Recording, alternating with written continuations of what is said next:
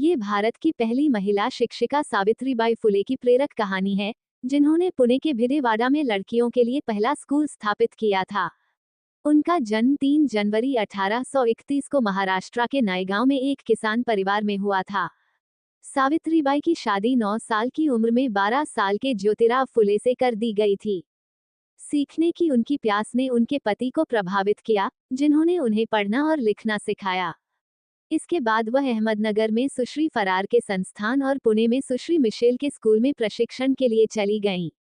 वह भारत की पहली महिला शिक्षिका बनी जब उन्होंने 1 जनवरी 1848 को पुणे, महाराष्ट्र के भिदेवाड़ा में लड़कियों के लिए पहला स्कूल स्थापित किया।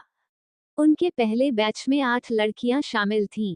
प्रतिरोध का बहादुरी से सामना किया। उन दिनों महिलाओं को काम करने के लिए घर से बाहर निकलने की इजाजत नहीं थी।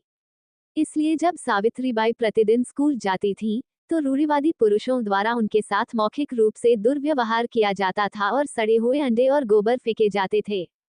फिर उसके पति ने उसे एक अतिरिक्त साड़ी दी। वह अपने ऊपर फेंकी गई सारी गंदगी को झेलते हुए पैदल स्कूल जाती थी।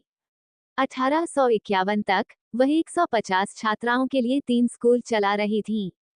भारत की पहली नारीवादियों में से एक सावित्रीबाई ने अपने दत्तक पुत्र यशवंत की शादी सत्यशोधक समाज या सत्यशोधक समाज के तहत बिना किसी पुजारी, बिना दहेज और बहुत कम खर्च पर की। यहाँ तक कि वह अपने बेटे की मंगेतर को भी शादी से पहले घर में रहने के लिए ले आई, ताकि वह उसके जल्द ही होने वाले घर और परिवार से परिचित हो सके। इसके अलावा उसने घर का काम भी अपने ऊपर ले लिया ताकि युवती को पढ़ाई के लिए समय मिल सके।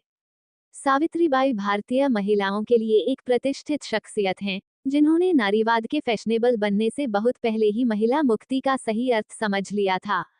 उन्होंने एक और वर्जना को तोड़ा जब उन्होंने 1890 में अपने पति के निधन के बाद उनके अंतिम संस्कार के जुलूस का नेतृत्व किया। उन्होंने अंतिम संस्कार के लिए मिट्टी का बर्तन खुद उठाया और जुलूस का नेतृत्व किया। वीर मृत्यु जब 1897 में पुणे प्लेग की चपेट में था, तो वह मुंडवा से एक 10 वर्षीय लड़के को अपनी पीठ पर बांधकर क्लिनिक तक ले गईं। लड़का ठीक हो गया, लेकिन सावित्रीबाई को संक्रमण हो गया और मार्च 1897 में उन्होंने अंतिम सांस ली। प्रत्येक भारतीय महिला जो आज शिक्षित है, उसे सावित्रीबाई के प्रति कृतज्ञ और ऋणी महसूस करना चाहिए। इस समाज सुधारक को सम्मानित करने के लिए 2014 में पुणे विश्वविद्यालय का नाम बदलकर सावित्रीबाई फुले विश्वविद्यालय कर दिया गया।